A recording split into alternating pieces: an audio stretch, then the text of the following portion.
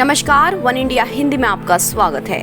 भारत में corona virus का संक्रमण तेजी से फैलता जा रहा है। केंद्र सरकार ने लॉकडाउन 4 की घोषणा की।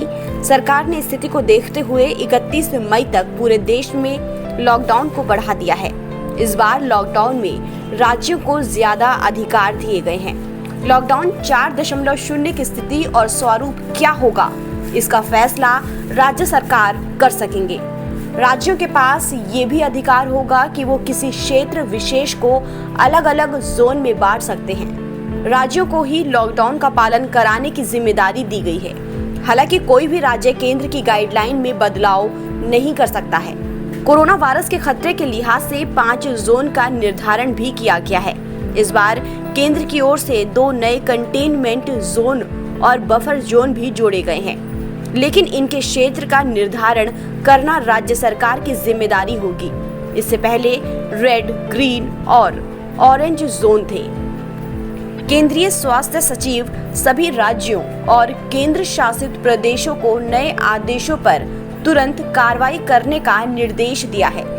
केंद्रीय स्वास्थ्य सचिव ने कहा कि जल्द से जल्द अपने अपने राज्यों को जोनों में बांट दिया जाए। आपको बता दें कि लॉकडाउन 4.0 में कंटेनमेंट जोन को छोड़कर ई कॉमर्स को ग्रीन, ऑरेंज, रेड जोन में जरूरी गैर जरूरी सामानों को बेचने की इजाजत दी गई है।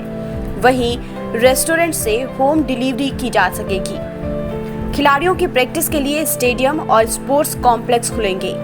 पान गुटखा की दुकानें खुलेंगी, लेकिन सड़कों पर थूकने को लेकर सख्त हिदायत दी गई है। घरेलू मेडिकल सेवाओं, घरेलू एयर एम्बुलेंस और सुरक्षा व्यवस्थाओं के लिए उड़ानों की इजाजत। शर्तों के साथ ऑफिस और दुकानें खोली जा सकेंगी।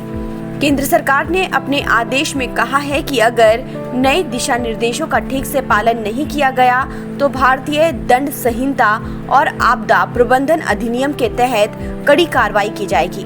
बता दें कि देशव्यापी लॉकडाउन पहली बार 21 दिनों के लिए 25 मार्च से लागू किया गया था और बाद में 15 अप्रैल और फिर 4 मई को इसे बढ़ाया गया। सरकार ने ये उपाय कोरोना वायरस के प्रसार को रोकने के लिए अपनाए हैं। ये चौथी बार है जब लॉकडाउन को देश में बढ़ाया गया है। हालांकि इस बार अर्थव्यवस्था को गति प्रदान करने के लिए सीमित वायरस संक्रमित क्षेत्रों में कुछ ढील दी गई है। इस खबर में फिलहाल इतना ही। तमाम अपडेट्स के लिए आप बने रहिए वन इंडिया हिंदी के साथ।